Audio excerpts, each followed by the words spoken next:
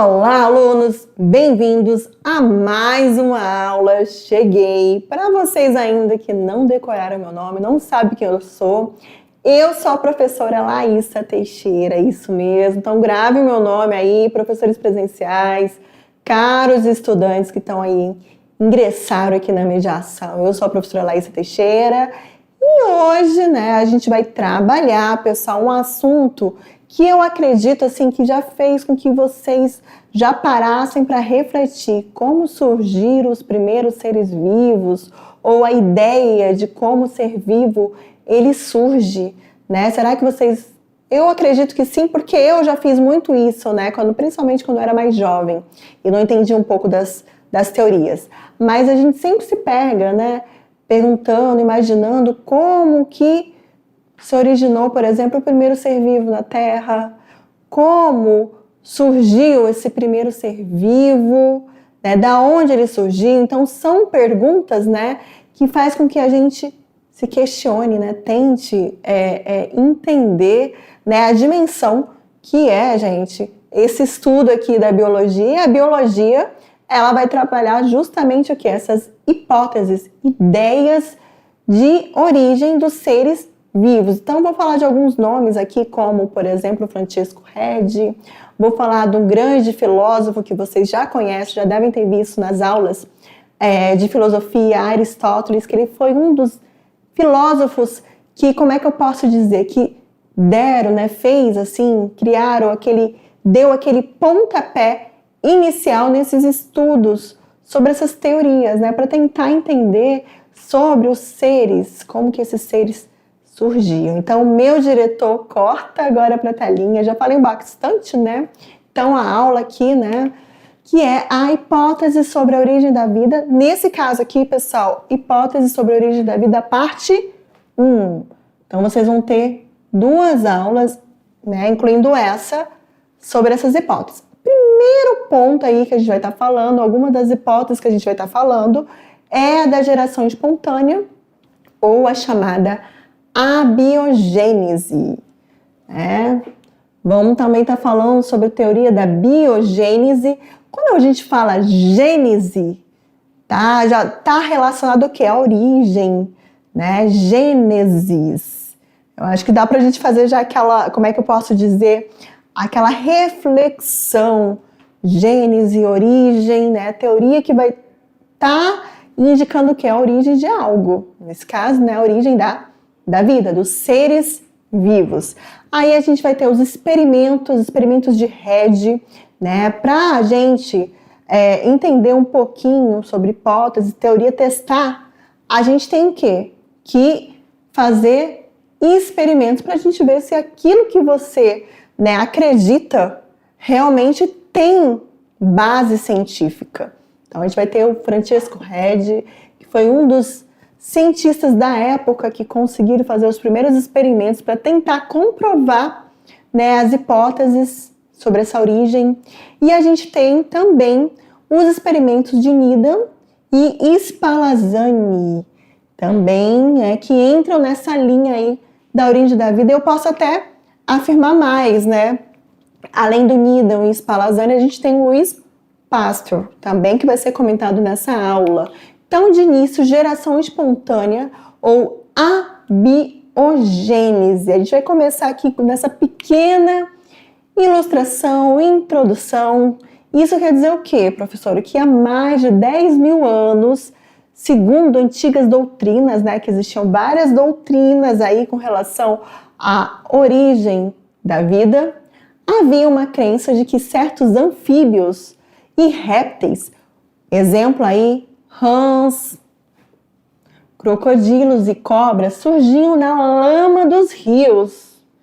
Isso ocorria, por exemplo, na Índia, na Babilônia, que hoje é o atual Iraque, e também no Egito. E esses animais, eles apareciam inexplicavelmente no lodo ou associados a ele a lugares úmidos e eram pensados como manifestações da vontade dos deuses.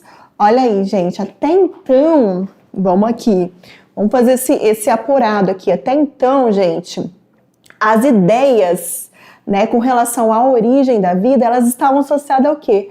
Aos deuses. É isso mesmo, porque como eu falei de início aqui, que cabe a gente reforçar, não havia a base científica para experimento, para observação, né, para ter essa noção, né? Então, até então, acreditava-se em doutrinas e principalmente o quê? Que os deuses, eram os deuses, né, daquela época, que faziam com que surgisse, por exemplo, o crocodilo, rã, cobra, e assim, eles apareciam aonde, né? De acordo com o que essa lâmina no slide está falando, surgia do lodo, né? De lama, do lodo. Então, olha aí, é um ponto aí também, né? Que faz com que a gente reflita os pensamentos lá de 10 mil anos atrás, isso mesmo. Diretor, corta agora para a telinha de novo, para a gente continuar. Então, gente, até meados do século XIX, os cientistas realmente acreditavam que os seres vivos poderiam ser gerados espontaneamente. Pessoal, gravem aqui, ó. Espontaneamente do corpo de cadáveres em decomposição e que certos anfíbios e répteis surgiam a partir do lodo dos rios. É isso mesmo. Então, gente, aqui, como eu falei para vocês, né? Olha que bacana, né? Esses crocodilos, rãs, surgiram do quê?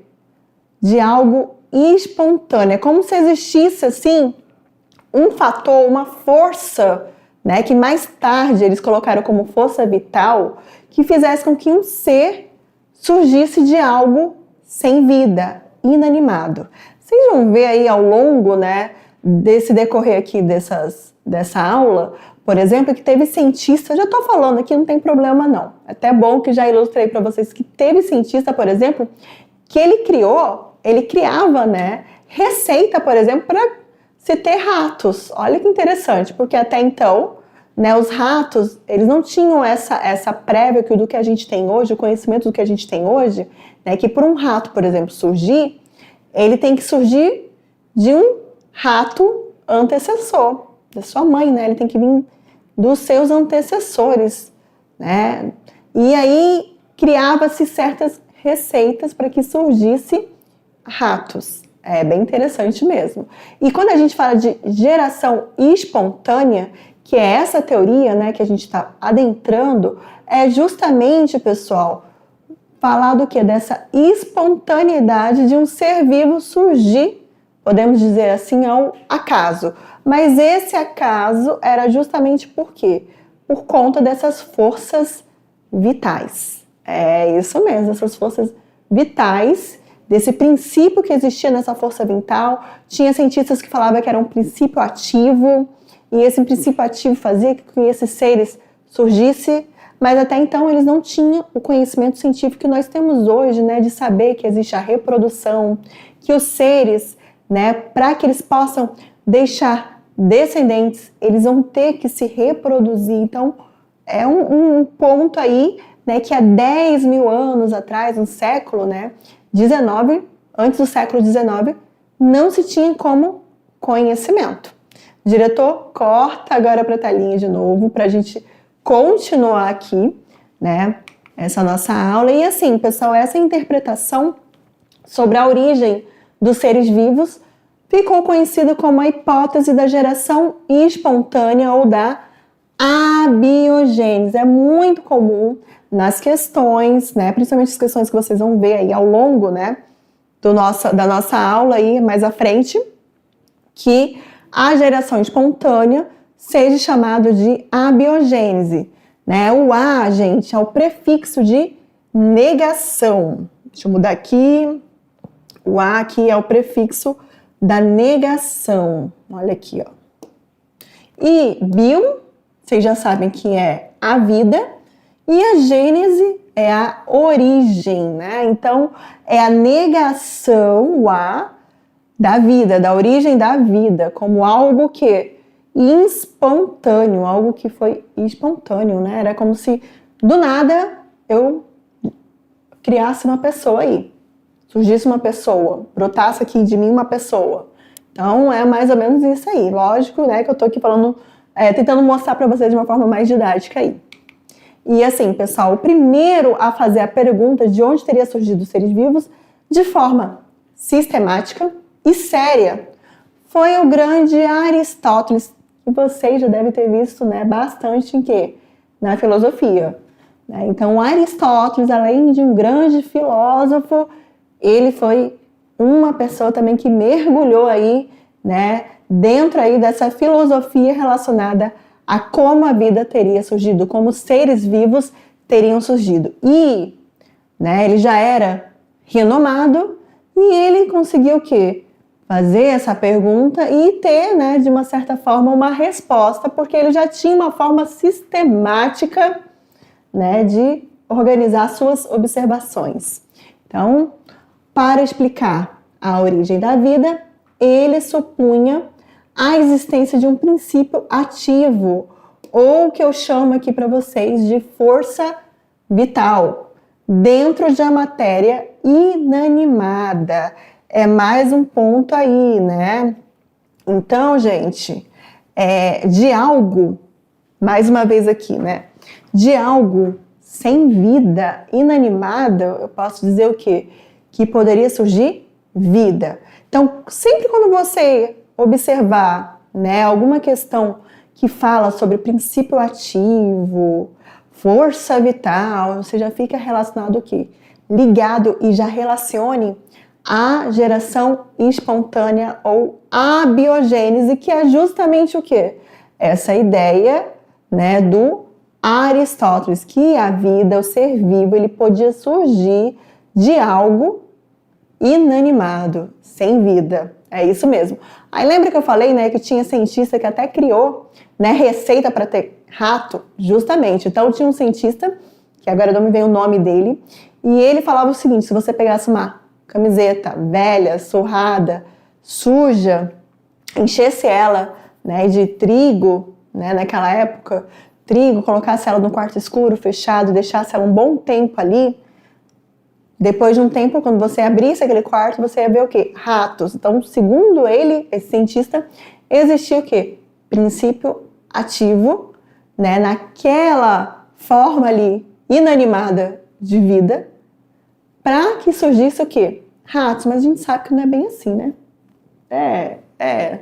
Meu diretor, corta de novo aí pra telinha, pra gente voltar aqui com essa questão aqui, né, de continuidade aí. Então, além do Aristóteles, a gente tem o quê? Berzelius, que ele falava o quê? Que os compostos orgânicos eram produzidos a partir de uma força vital, característica dos organismos vivos, o que impossibilitava a sua síntese. Então, é mais um ponto aí, né?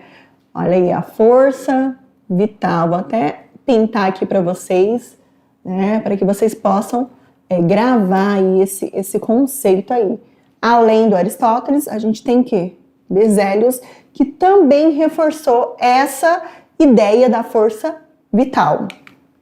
A ideia era baseada em observações. Lembrando, não existia o rigor científico que a gente conhece hoje. Então, essas observações, elas eram o quê?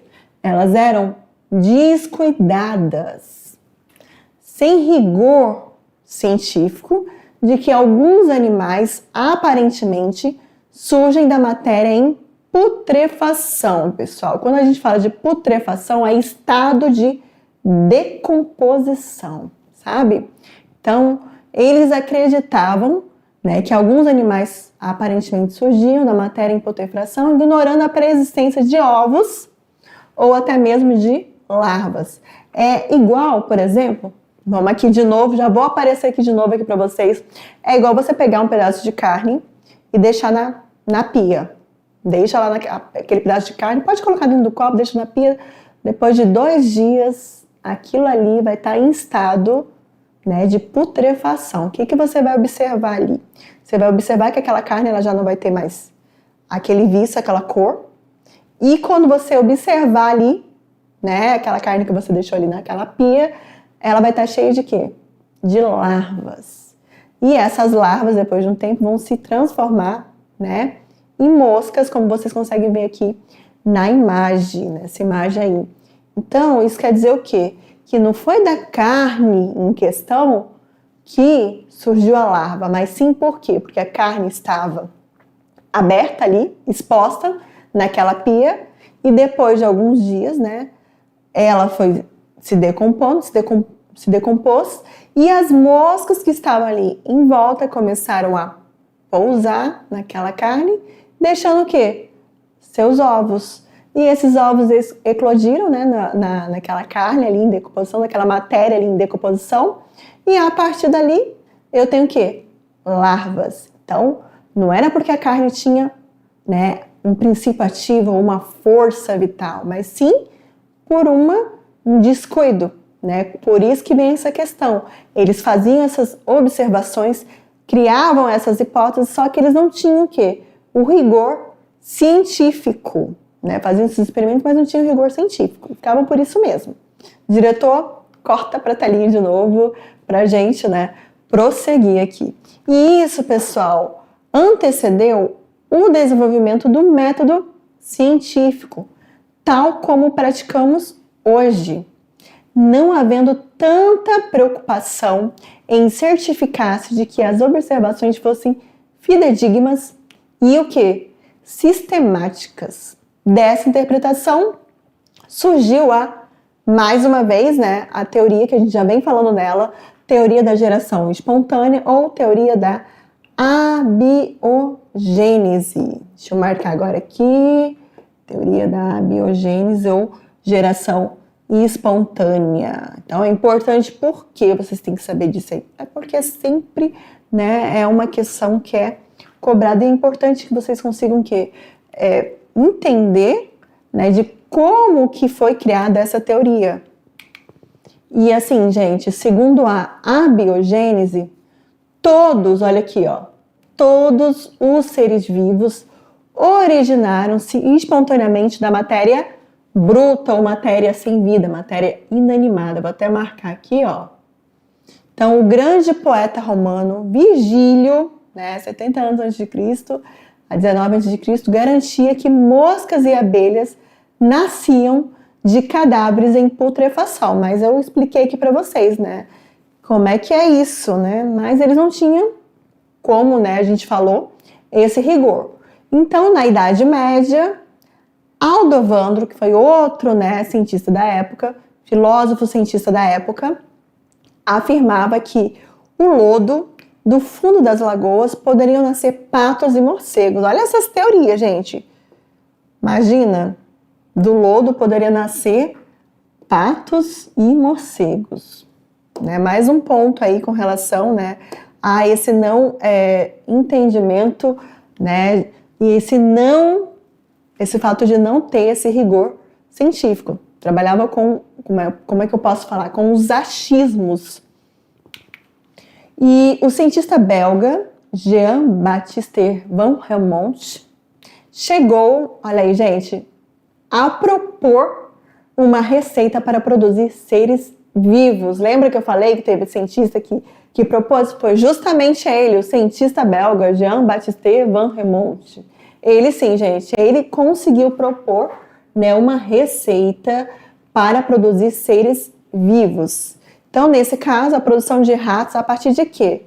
De uma camiseta velha, suada, nesse caso aqui, né, um punhado de grãos de trigo, como eu falei para vocês, né, eu tinha falado do trigo, mas na verdade são aqueles grãos de trigo, e num quarto escuro e protegido. Então, você poderia deixar essa camisa velha, suada, com esse punhado ali de trigo nesse quarto escuro e protegido. Depois de alguns dias, vocês iam perceber, né, que surgiriam os tão esperados roedores, né? Então seria mais um ponto aí, né, em questão com relação, né, a essa ideia aí da geração espontânea ou abiogênese.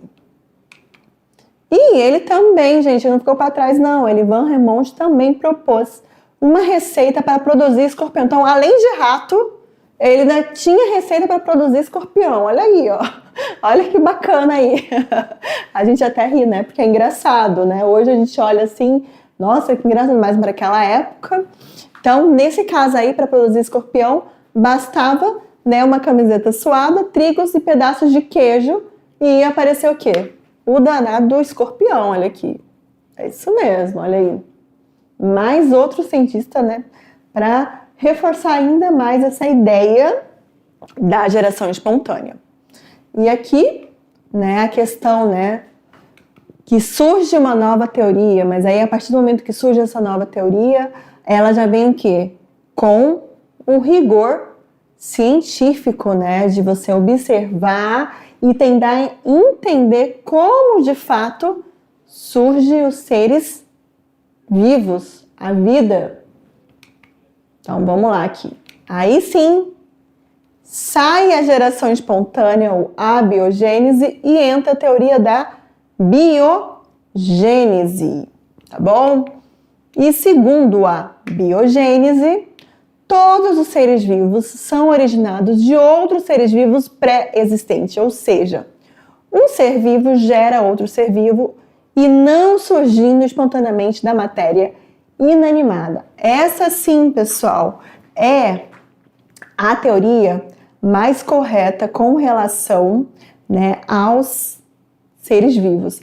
Para um ser vivo surgir, ele não vai surgir, gente, por acaso ou de algo inanimado. Ele só vai surgir se eu tiver o quê? Um ser vivo pré-existente para mim originar. Eu só apareço aqui se eu tiver o quê? Um ser vivo antes de mim, dentro da minha árvore, né, genealógica pré-existente, para que eu possa surgir, aparecer aqui. Aí sim, né, veio essa teoria para que ela fosse o quê? Aceita. Por quê? Porque ela vai começar a ser testada, ela vai passar pelos rigores científicos e aí sim, esses cientistas que a defendiam começam a ganhar o seu valor. Diretor, corta para a telinha de novo para a gente continuar aqui. E assim, gente, duas teorias científicas para explicar a origem da vida. A biogênese, né, só para a gente fazer aqui a questão da comparação. A biogênese, a vida surgiu da matéria bruta a partir de uma força vital. Sempre reforçar, pessoal, que essa teoria aqui da biogênese, sempre relacionar ela com a vida que surge da matéria bruta e a força vital. E a biogênese, a vida surgiu a partir de outro ser vivo. A biogênese, ela acontece a partir, né, de outro ser vivo.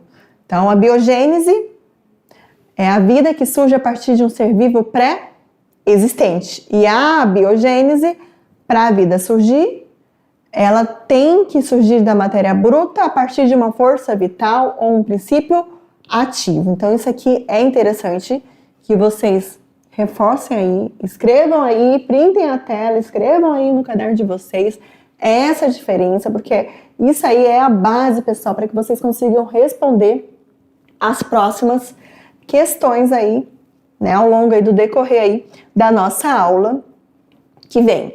E aqui, gente, a teoria da biogênese defende que a vida somente pode ser produzida por uma outra pré-existente, que é o que eu falei aqui para vocês, né? A gente não vai aparecer por acaso. E aqui nessa imagem, ela já mostra aqui, né?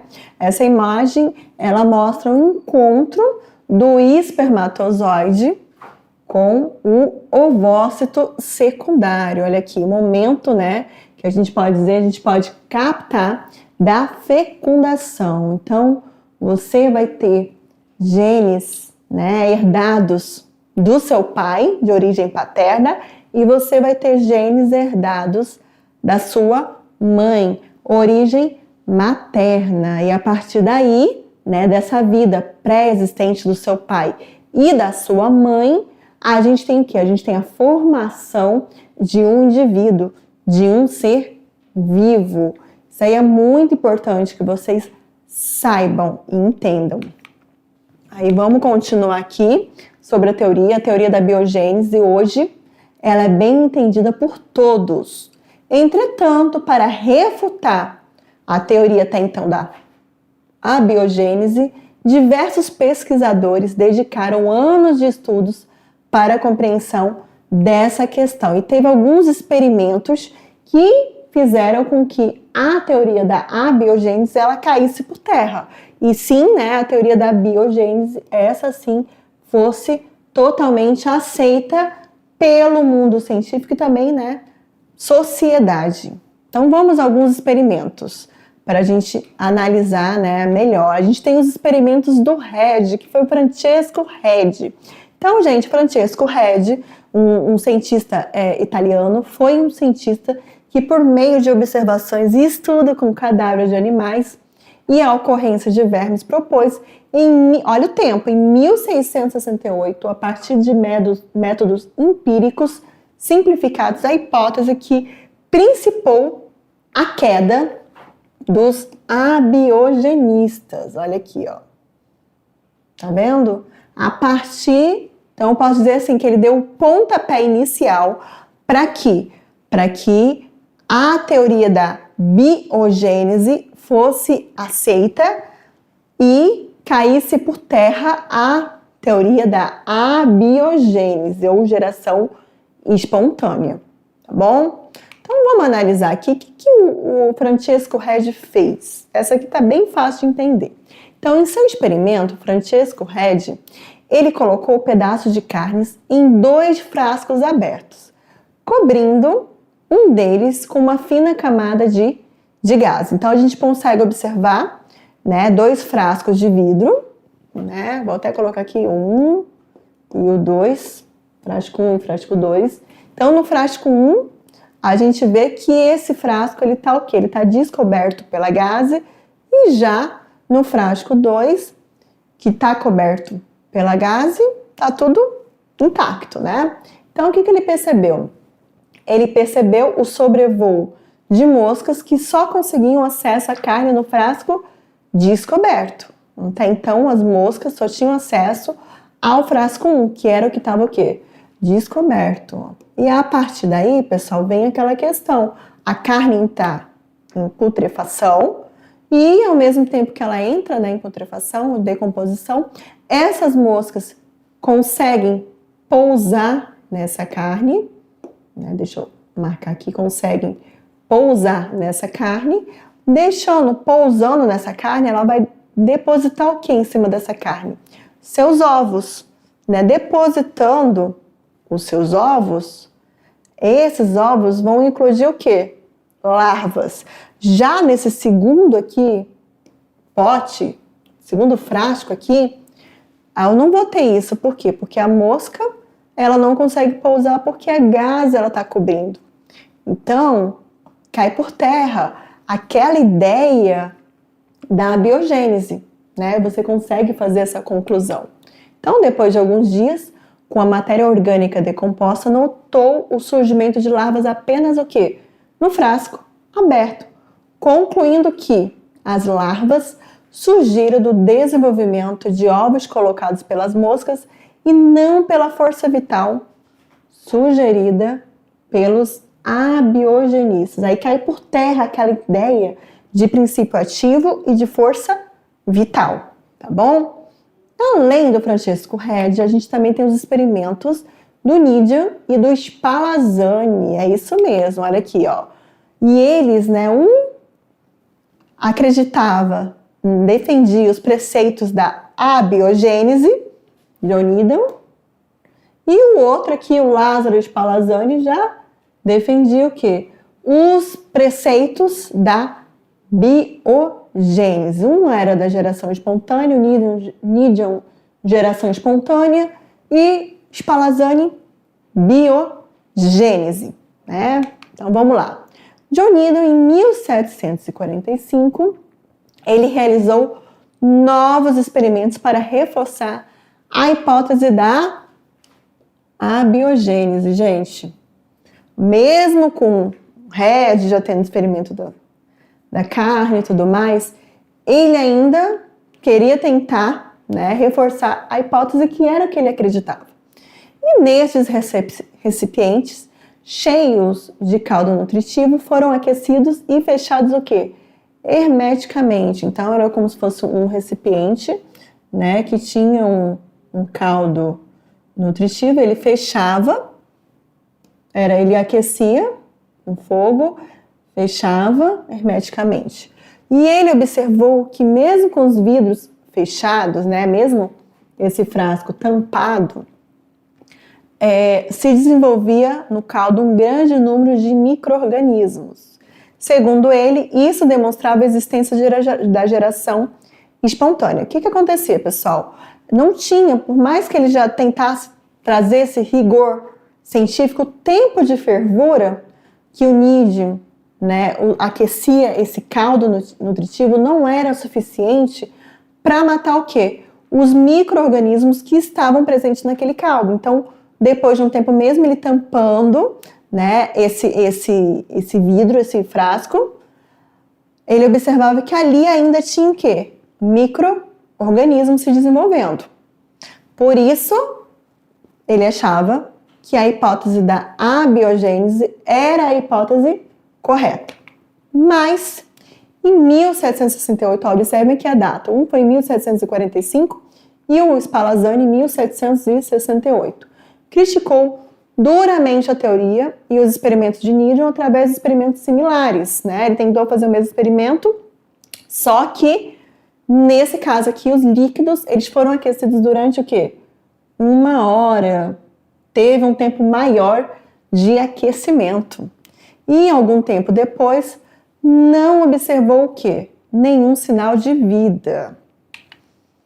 Então, Spallanzani explicou que Newton não havia fervido sua solução nutritiva por um tempo suficiente, logo para matar todos os micro-organismos existentes nela e assim que esterilizar. Então, aqui, né, a gente tem o experimento onde o Spallanzani, ele ferve, né, o seu caldo nutritivo e ele consegue o quê?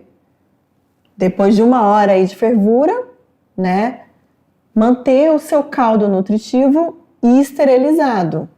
Já no caso do Needham, ele ferveu o seu caldo nutritivo, mas não ferveu em tempo suficiente e não manteve o seu caldo esterilizado. E tem uma outra coisa aqui também que reforçou. Se você observar, todos esses frascos aqui, eles estão o quê? Eles estão tampados com uma saca-rolha, certo?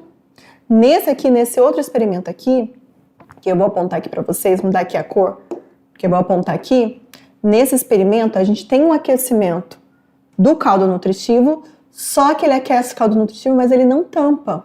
Percebam aqui que não tá o quê? Não tá tampado. Aí depois de um tempo, esse caldo nutritivo aquecido, ele volta a ficar cheio de micro-organismos. Por quê? Porque os micro-organismos que estão no ar, eles entram nesse caldo nutritivo, tá bom?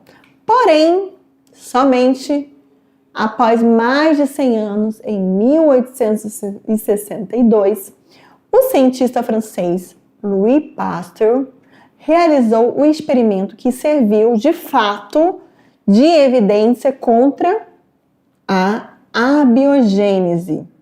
Aí ele fez o que o Spallanzani fez, né? Pegou um frasco, colocou um caldo nutritivo. Esse frasco, né, ele é chamado de pescoço de cisne, ele aqui, né? Lembra um pescocinho de cisne? Ele ferve esse frasco, mostrando aqui, né, esse frasco aquecido, ele ferve e torna, né, esse caldo nutritivo esterilizado. E aqui a gente tem, né, o caldo esterilizado. O que acontece, pessoal? Mesmo esse pescoço de cisne tendo contato com o ar, deixa eu ver se consigo mostrar aqui para vocês, mesmo ele tendo contato com o ar, os micro-organismos que estão no ar, eles só ficam nessa primeira porção aqui. Então, não contamina o caldo nutritivo, acaba não contaminando esse caldo nutritivo aqui. Já quando ele corta, né, ele quebra esse gargalo, esse pescoço de cisne aqui, ele quebra, esse caldo nutritivo, ele entra em contato com o ar e a partir daí eu tenho a contaminação desse caldo nutritivo pelos micro-organismos que estão o quê? Espalhados no ar. Através desse experimento aqui do Louis Pasteur, a gente teve o quê? Um grande ganho E aí sim, a teoria da geração espontânea, ela cai por terra, porque ele consegue provar cientificamente, com critérios, com rigor científico, com observações, que a evidência da teoria da abiogênese estava errada do Nizam, né? Justamente, né, pelo fato dele fazer e explicar de fato, né, essa teoria que é a biogênese. Ele é tão famoso, né, que não sei se vocês já observaram, mas é muito comum que, né, quando você compra um leite, você vê assim, leite pasteurizado. Esse nome aí, pasteurizado, se deve, pessoal, à homenagem, né, ao Louis Pasteur. É isso mesmo, a homenageá-lo, né, por conta desse seu experimento. E é isso aí, pessoal. Chegamos aqui, né, ao final de mais uma aula. É isso mesmo, chegamos aqui ao final de mais uma aula. Já já eu encontro vocês. Daqui a pouco a gente encontra pra gente fazer aquela revisão geral. Mas é isso aí, pessoal. Vocês vão ter que saber sempre a diferença da geração espontânea para a biogênese. Tem que saber essa diferença. Vocês vão ter que entender, né, que nesse caso, geração espontânea, ela está relacionada à força vital, a princípio vital. Já a biogênese, indivíduo pré-existente para existir outro. Então, isso aí é primordial que vocês tenham entendido, né, esse conceito nessa aula. E já já eu volto. Até mais!